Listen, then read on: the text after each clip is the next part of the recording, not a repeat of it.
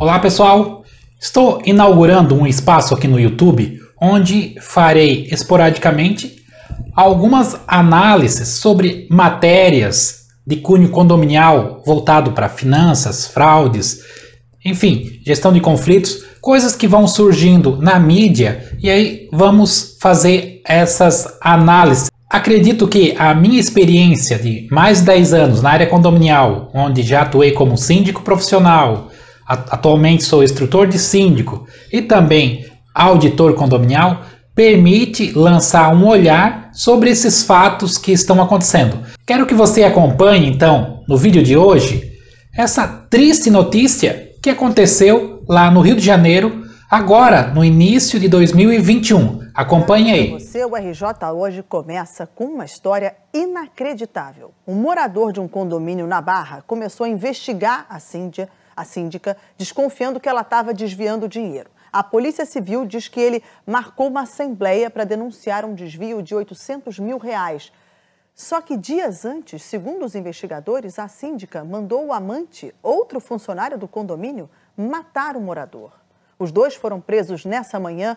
Vou colocar então agora a matéria, mas só para você entender o contexto do fato, nós tínhamos ali um morador, no caso o Carlos Eduardo, que já foi síndico do condomínio.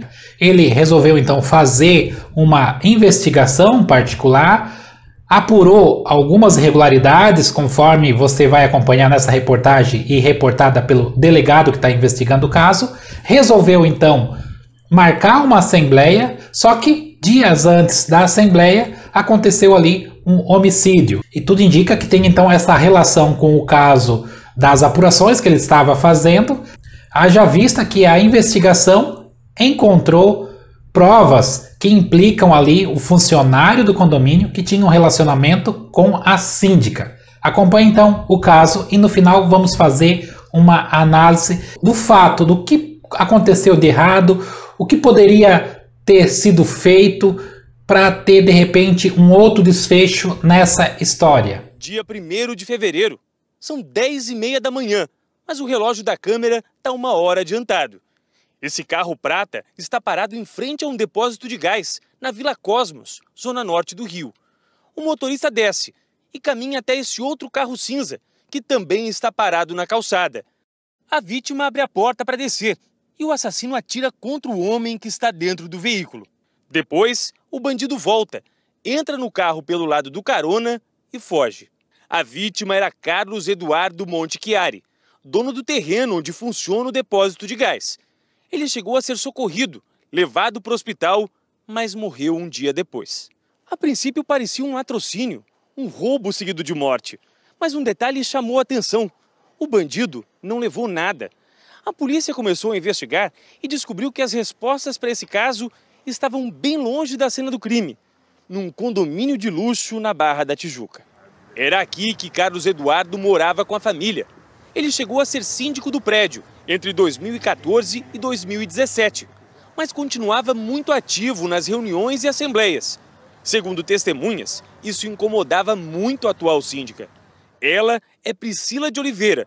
Os moradores contam que os dois eram opositores declarados. As testemunhas disseram que Carlos Eduardo vinha denunciando a síndica. Ele alegava ter descoberto irregularidades na administração do prédio. A vítima descobriu isso através de vários elementos, de notas fiscais falsas, fantasmas e fraudulentas, que estava sendo desviado por volta de mais de R$800 mil do orçamento do condomínio. Os moradores contaram para a polícia que a vítima tinha juntado vários documentos num dossiê contra a síndica e marcou uma reunião para o dia 5 de fevereiro, em que prometeu expor todas as provas. Mas Carlos Eduardo acabou sendo assassinado 4 dias antes. A polícia descobriu que o carro usado no crime pertencia a uma outra pessoa bastante conhecida no prédio. Esse veículo foi vinculado a um funcionário e que, porventura, nós descobrimos que esse funcionário tinha um caso extraconjugal com a síndica.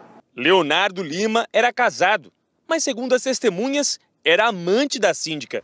Hoje cedo, a Polícia Civil foi até o prédio para prender os dois.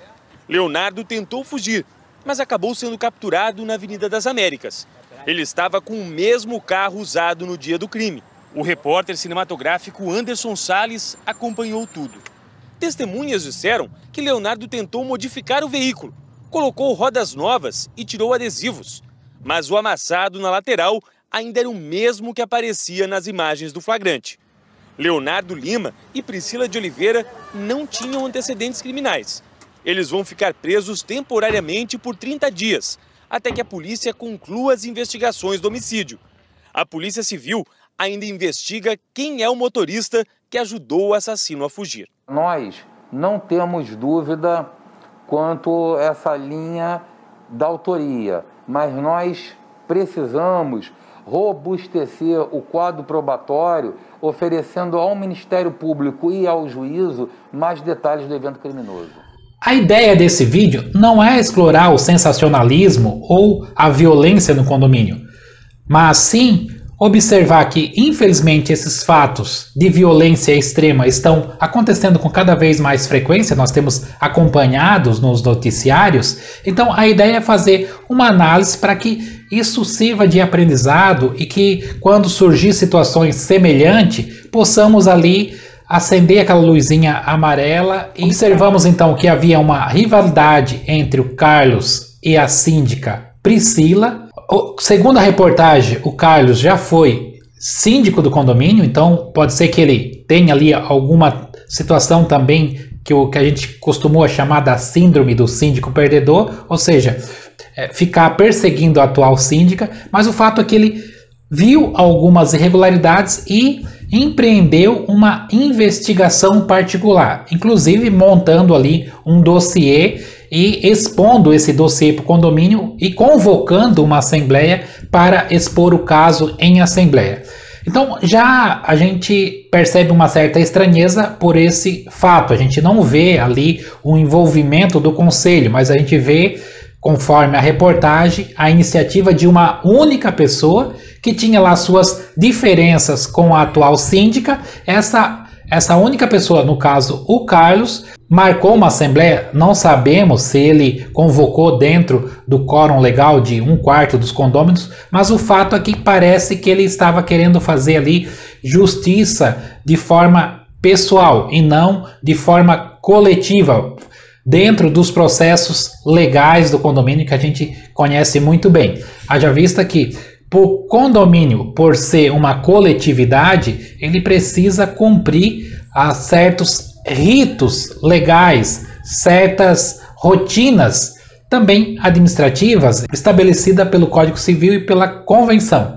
E parece-me que a forma como estava sendo tratada, onde existia ali um forte vínculo de pessoalidade, rivalidade, onde uma pessoa estava coletando prova de forma individual para emparedar a síndica, resultou numa tragédia onde um empresário, morador, com uma pessoa de família, teve ali a sua vida encerrada devido a esta situação. Situações de fraudes como essas são até comuns nos condomínios.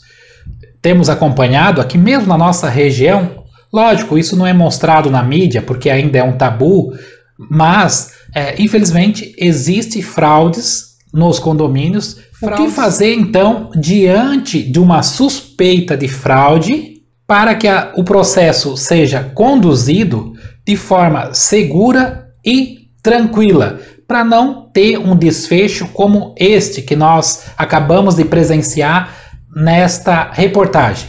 Eu elenquei ali alguns pontos para trazer clareza então para você sobre qual é a atitude a ser tomada diante de uma situação como esta. Diante de uma situação onde há indício de fraude levantado por uma pessoa, é interessante que essa pessoa, então, não confronte o síndico diretamente.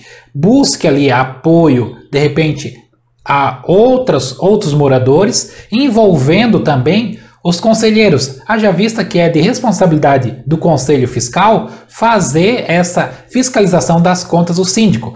É o Conselho Fiscal que tem diretamente ali acesso às pastas de prestação de contas. Então, se há algum indício de fraude, adulteração de documentos, notas frias, toda essa parte de corrupção no condomínio, é possível então o conselho, através de uma análise preliminar, já verificar se há realmente ali indício de coisas erradas. A partir daí, cria-se uma relação não direta de um condômino com um síndico, mas uma relação de um grupo de moradores e até mesmo o próprio conselho, questionando o síndico sobre alguma situação que julga ser irregular.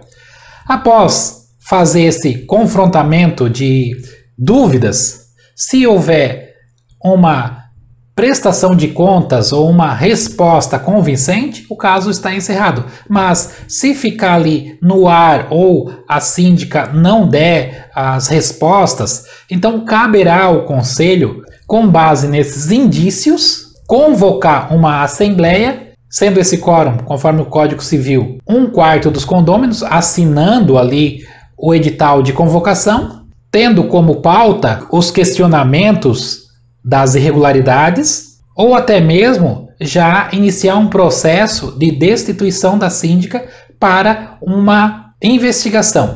E nessa assembleia que afastará a síndica, poderá ser eleito um novo síndico ou o subsíndico assumir no mandato tampão. Então, aí vai depender também do que preconiza a convenção deste condomínio. O correto também é nessa assembleia que vai destituir ou afastar a síndica, que já seja aprovado uma auditoria por um auditor condominial externo, ou seja, que não tenha vínculo com o condomínio, que não tenha essa relação de pessoalidade que tinha um morador. Porque aí nós temos, no caso da matéria, nós tínhamos ali muito sentimento, muitas emoções, muita ira, muita raiva, era uma relação ali de ódio que já vinha de longa data. Lógico, aparentemente na reportagem havia materialidade, havia ali documentações que implicavam a síndica, mas a forma como foi apresentado não foi a forma correta. Essa materialidade, essas evidências, elas deveriam ser apresentadas por uma pessoa externa, no caso um auditor, que não tem esse vínculo de pessoalidade com os condôminos e com o síndico, apresentado então numa assembleia, ou apresentado de forma, se tivesse ali evidências que realmente implicavam criminalmente, através até de uma assessoria jurídica, para que a síndica também tivesse o seu direito de defesa, né? E não simplesmente você chegar numa assembleia e emparedar lá a síndica diante da assembleia. E lógico, isso vai despertar ali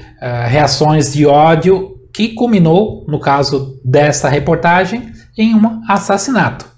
Então, de forma bem objetiva, quais seriam os passos a seguir? Os passos a seguir seriam marcar uma assembleia de destituição do síndico com base nas irregularidades, no indícios de irregularidades já descoberta pelo Conselho. Nessa assembleia, já apresentar um trabalho de auditoria, contratar um auditor. Após, então, o afastamento da síndica, o auditor começa ali o seu trabalho. Por que é necessário o síndico, a síndica, a se afastar? Para que o auditor tenha acesso pleno aos documentos. Porque é muito comum, eu já conduzi alguns processos de auditoria com o síndico ainda estando no poder. E foi muito traumático, por quê? Porque o síndico não vai fornecer documentos, provas contra si mesmo, tá? Então, ele vai reter documentos que possam implicá-lo e dificultando aí o trabalho de auditoria. Então, o correto seria, nessa assembleia, contratar um auditor. O auditor faz um trabalho, depois apresenta esse trabalho para os conselheiros ou até mesmo para uma próxima assembleia. E aí esta próxima assembleia define ali, com base numa assessoria jurídica, qual a finalidade, qual o encaminhamento a ser dado ao caso. Se a auditoria ali apontar desvio, irregularidade, fraude, poderá ser então aberto um processo para que o condomínio possa, assim, buscar a reparação dos danos, tanto na esfera civil quanto criminal. Aí caberá uma análise jurídica posterior.